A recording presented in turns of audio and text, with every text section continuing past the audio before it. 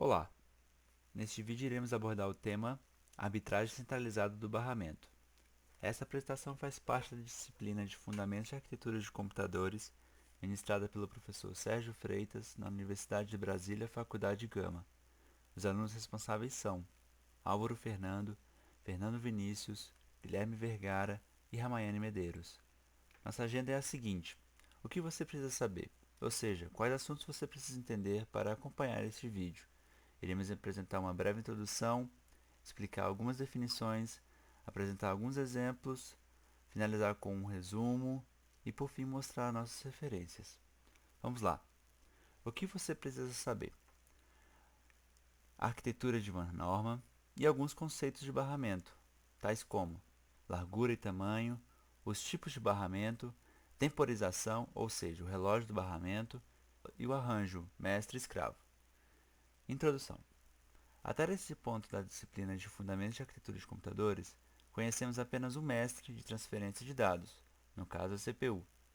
Porém, na realidade, outros dispositivos de entrada e saída também podem se tornar mestres de transferência de dados, para ler e ou escrever na memória, e também podem causar interrupções dessas transferências, além de outros dispositivos chamados de coprocessadores, que adicionalmente se tornam mestre.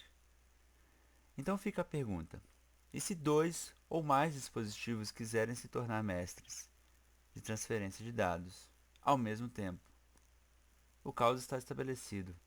Há como evitar esse caos? Sim, a resposta é que é preciso algum mecanismo de arbitragem. Eles podem ser centralizados ou descentralizados. O foco desta videoaula é no centralizado. Definições.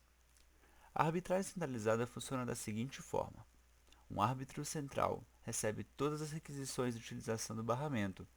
Políticas pré-estabelecidas de alocação são utilizadas para determinar quais requisições serão confirmadas.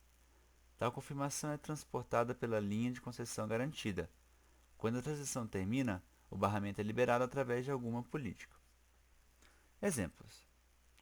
Uma forma particularmente simples de arbitragem centralizada é mostrada nessa figura, tirada do livro do Tannenbaum.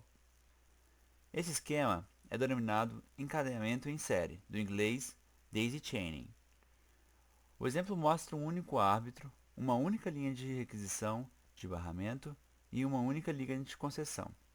Esta é a forma com que se implementa a arbitragem dinâmica centralizada, pois quando o árbitro vê uma requisição de barramento, envia uma confirmação através da linha de concessão de barramento.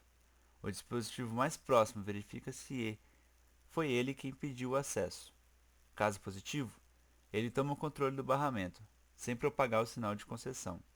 Caso negativo, repassa o sinal de concessão para frente. Em termos de sistemas digitais, esse árbitro central pode ser visto simplesmente como um fio que liga as duas linhas de requisição e concessão. Não que isso diminua a importância em evitar o caos nas requisições de utilização do barramento. A vantagem do daisy chaining, portanto, é que a sua implementação é bastante simples. As desvantagens são que o esquema não garante justiça, pois implementa uma política de prioridade fixa, ou seja, o dispositivo de baixa prioridade pode ficar bloqueado indefinidamente. E outra desvantagem é que o uso do sinal de concessão limita a velocidade do barramento. Esta imagem mostra outro esquema, com requisições independentes.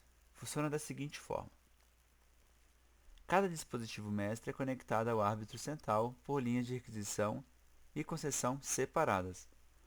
O árbitro central pode utilizar diversas políticas de alocação para definir quem deve ter acesso ao barramento.